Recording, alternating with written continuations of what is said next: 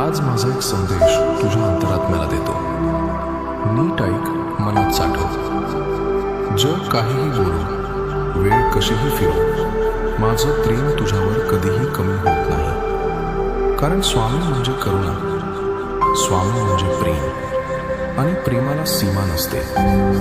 तू अनमोल आहेस. तू सुख, समृद्धी, शांती सर्वाचा अधिकारी आहेस. धन असो, ज्ञान असो, आध्यात्मिक शांती असो, हे सर्व तुला सहज लाभू शकतं. फक्त विश्वास ठेव. मनात हे शब्द रुजव. श्वासासोबत अनुभव, तू देवाचा अंश आहेस. लोक कधी साथ देतील, कधी नाही. कधी कोणी कमी लेखेल, कधी कोणी विसरेल. पण मी कधीच विसरत नाही. मी तुझ्या पाठीशी उभा आहे सदैव. मी मार्ग दाखवीन, पण चालणे तुझे काम. कधी तू यशाच्या दरवाजापर्यंत आलास, पण थोड्याशा अडथळ्याने परत फिरलास. कारण तुला पुढचे पाऊल दिसले नाही. जसे धुक्यात डोंगर दिसत नाही पण असतो, तसेच तुझे फळही तुझी वाट पाहते. लक्षात ठेव, अध्याय संपणे म्हणजे कथा संपणे नाही. हा फक्त एक पान पलटण्याचा क्षण आहे.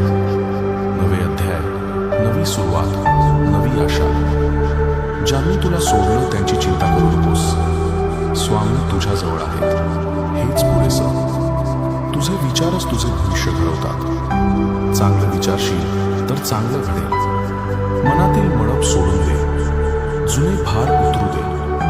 तुझं मन हरणासारखं हलकं होईल, मुक्त, शांत, निर्मळ.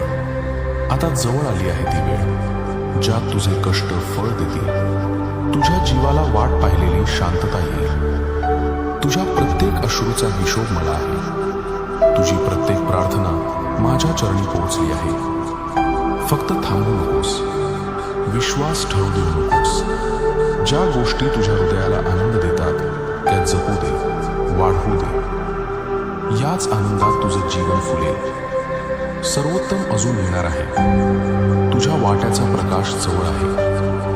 चालत राहा, विश्वास ठेवा. स्वामी तुझा आधार आहे. श्री स्वामी समर्थ, श्री स्वामी समर्थ, श्री स्वामी समर्थ. जर हा संदेश तुझ्या मनाला भिडला असेल तर शांतपणे डोळे मिट आणि माझी कृपा तुझ्या श्वासात अनुभव.